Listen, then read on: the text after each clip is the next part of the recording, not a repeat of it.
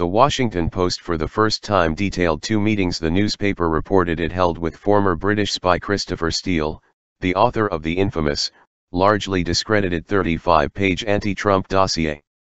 At least one of the meetings was also attended by Glenn R. Simpson, co-founder of the controversial opposition research firm Fusion GPS.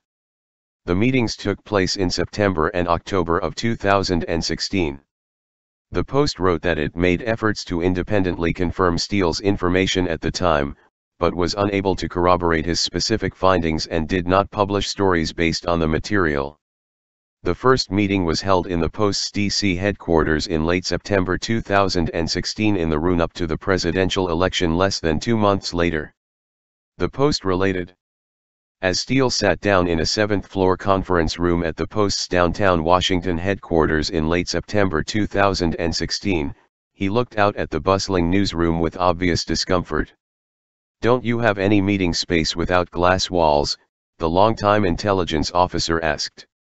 On that September day, Steele talked for almost 2 hours, occasionally interrupted by Simpson, who was in attendance. The Post reported it held a second session with Steele in October 2016, and agreed to keep the meeting off the record.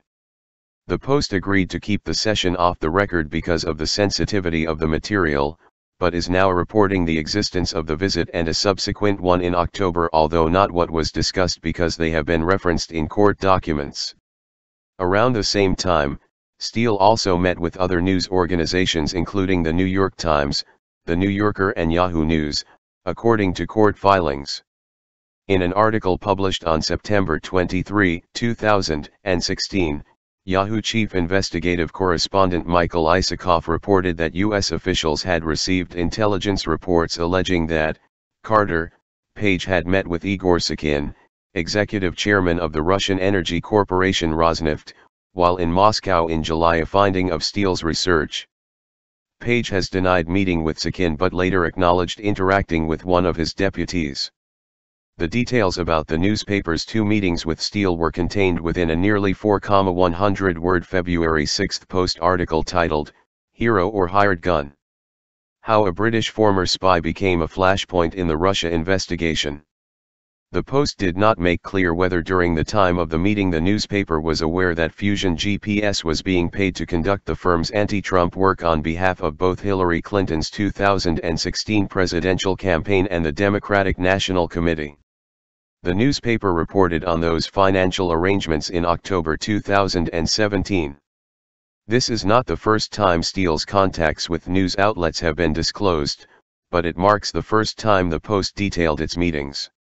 A 4-page House Intelligence Committee memo released last week alleging abuse of surveillance authority revealed that Steele had been terminated as an FBI source after the agency discovered he had made an unauthorized disclosure to the news media about his relationship with the FBI in an October 30, 2016 article published by Mother Jones.